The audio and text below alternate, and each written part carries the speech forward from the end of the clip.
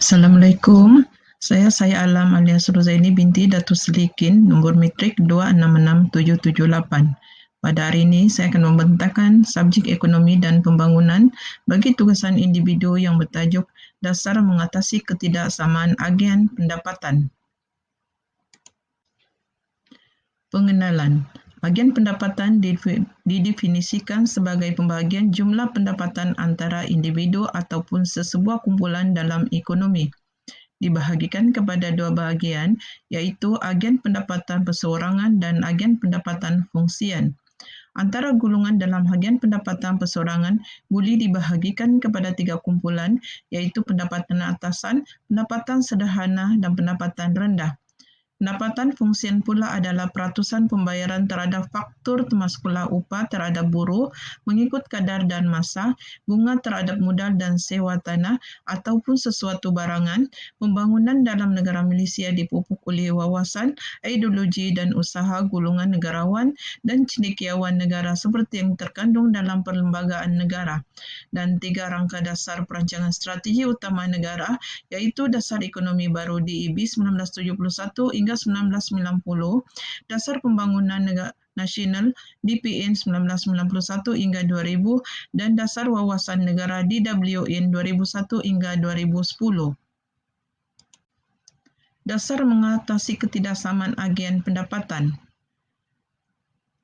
Ahli falsafah Plato dalam bukunya bertajuk Republik menggariskan kesan jurang hasil pendapatan kepada sesebuah masyarakat dan mengakibatkan perpecahan dan kekacauan. Kedua equity adalah perkataan yang sesuai untuk disinonimkan sebagai kekayaan. Equity daripada istilah dapat diartikan sebagai keadilan yang mana setiap individu mendapat hak masing-masing. Ketiga, dalam bidang ekonomi, equity diartikan sebagai satu situasi di mana setiap individu memperolehi apa yang menjadi haknya. Statistik kemiskinan dan ketidaksamarataan penduduk di Malaysia. Jadual 1.1 menunjukkan taburan peratusan isi rumah mengikut kelas pendapatan isi rumah di Malaysia dari tahun 1999 hingga tahun 2007. Seperti yang kita dapat lihat, peratusan bagi orang-orang yang memperoleh pendapatan sebanyak RM499 ke bawah menurun menjelang tahun 2007, manakala peratusan bagi rakyat yang memperoleh pendapatan RM5,000 dan ke atas meningkat menjelang tahun 2007. Perkara yang sama dapat dilihat dalam jadual 1.2 dan 1.3 yang menunjukkan taburan peratusan pendapatan isi rumah di bahagian bandar dan luar bandar berdasarkan kategori tempat tinggal. Dalam jadual 1.4, jadual tersebut kita dapat lihat bahawa wujudnya usaha untuk mengurangkan ketidaksamarataan agen pendapatan untuk rakyat di negara kita. Dasar afirmatif Malaysia. Ketidaksetaraan pembagian pendapatan antara kaum dan etnik dalam Malaysia ialah permasalahan yang telah timbul sejak zaman penjajahan Inggeris. Bukti pelbagai unsur tradisi di dalam perlembagaan persekutuan iaitu perkara 153 memberikan hak dan keistimewaan kepada orang Melayu dan anak negeri Sabah dan Sarawak.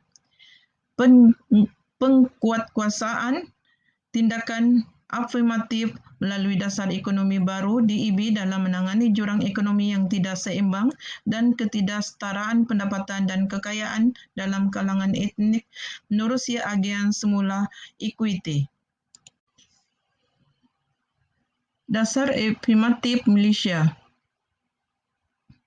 Jadual 2 adalah hasil analisis ERDL ACM Bringer Casualty, iaitu merupakan pencapaian agen equity mengikut etnik, terutamanya etnik Bumiputra, masih rendah berbanding equity bukan Bumiputra, terutamanya selepas 1990.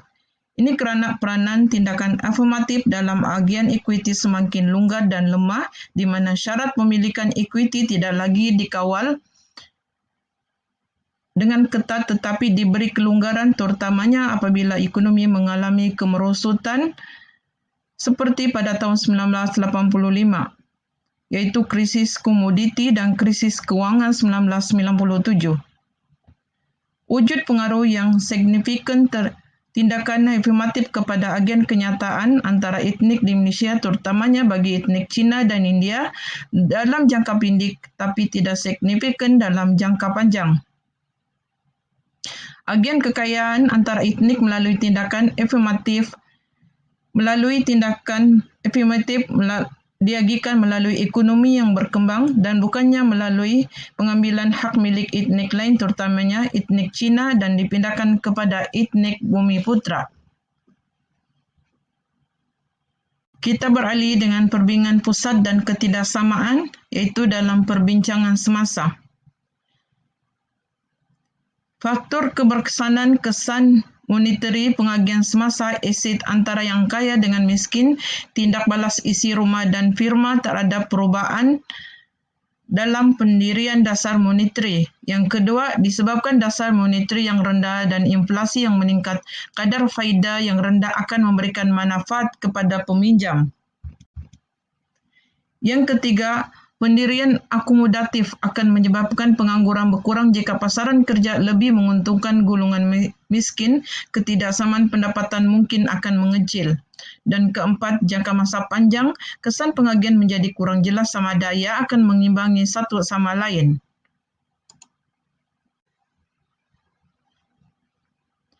Antara faktor-faktor yang menyumbang kepada isu ketidaksamaan menjadi semakin popular dalam perbincangan pusat dan ketidaksamaan, berlaku beberapa krisis keuangan global pada tahun 2007 hingga 2008, pergerakan OQP pada September 2011, dan sentimen populis semakin meningkat pada tahun 2016.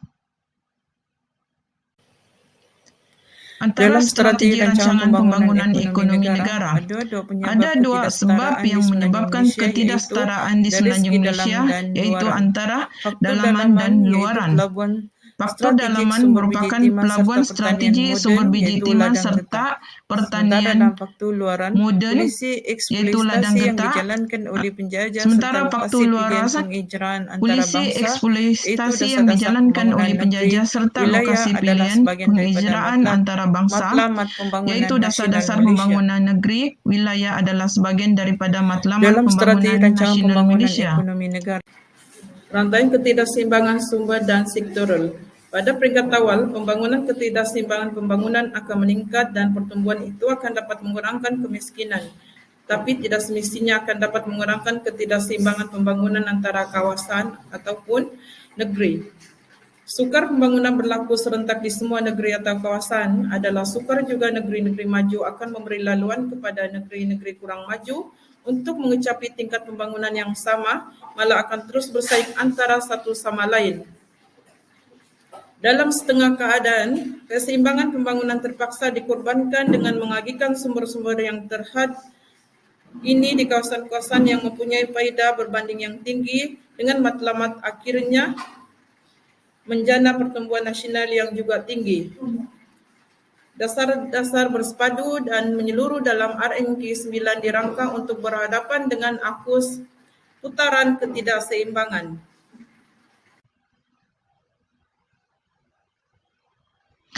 Isu agen pendapatan di Malaysia iaitu melalui pendekatan Islam. Fokus khusus dalam pendekatan pembangunan Islam hadari, khususnya dalam tempoh RMK 9 2006-363, wujudnya langkah menambah baik pengurusan institusi berasaskan Islam, terutamanya berkaitan zakat, wakaf dan baitul mal. Institusi Islam, mekanisme berkesan yang memberi bantuan secara langsung kepada golongan miskin. Kejayaan pusat penggunaan zakat wilayah Persekutuan Kuala Lumpur dijadikan sebagai model penggunaan zakat untuk negeri-negeri lain.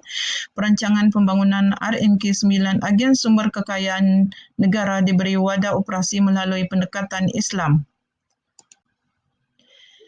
Penilaian melalui pendekatan Islam hadari boleh kita lihat melalui jadual ini yang menerangkan tentang isu agen pendapatan Malaysia yang menunjukkan kadar pembandaran dan pertumbuhan tahunan purata penduduk, yang mana kita boleh melibatkan wilayah utara wilayah utara, wilayah tengah, wilayah selatan, dan wilayah tengah.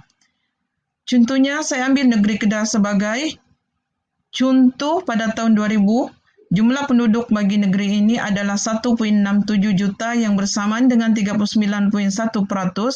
Menjelang tahun 2005, jumlah penduduk telah bertambah kepada 1.85 juta yang bersamaan dengan 39.8%.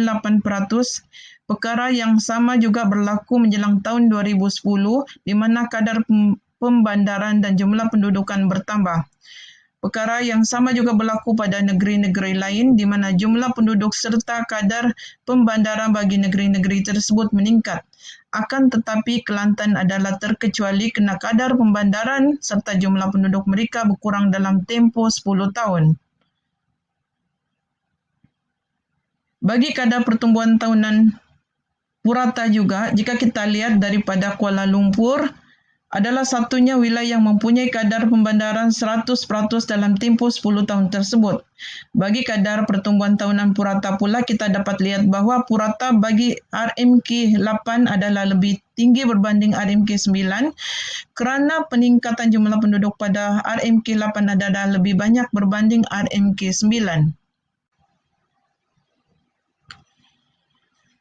Dan yang terakhir, rumusan yang kita dapat lihat daripada tajuk pembentangan saya tadi, iaitu masalah kemiskinan tetap menjadi persoalan utama oleh pihak pemerintah dalam melaksanakan dasar-dasar pembangunan sosioekonomi negara. Negara memerlukan bukan saja kadar pertumbuhan ekonomi yang tinggi, tetapi pada masa yang sama perlu memastikan wujudnya keadilan sosial, berkongsi meningkatkan pendapatan yang saksama serta meningkatkan peluang pekerjaan. Ketiga, kejayaan agen kekayaan ini penting sebagai suatu matlamat penyusunan semula masyarakat bagi mewujudkan keseimbangan ekonomi antara etnik, mengurangkan jurang ketidakseimbangan ekonomi dan sosial antara kumpulan etnik sekaligus serta menghapuskan pengenalan kaum mengikut fungsi ekonomi.